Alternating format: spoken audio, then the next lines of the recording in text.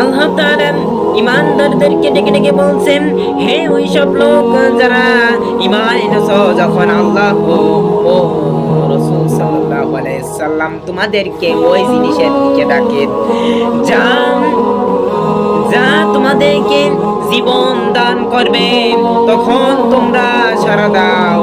আর জেনে রাখো যে আল্লাহ মানুষ ও তার দিলের মাঝখানে আড়াল হয়ে আছেন এবং তারই কাছে তোমাদেরকে একত্র করা হবে।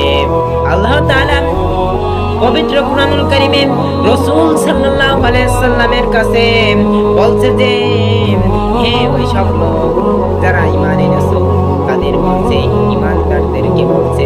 আল্লাহ তাআলা বলছে, হে ওই সব লোক যারা ঈমান এনেছো, তোমাদেরকে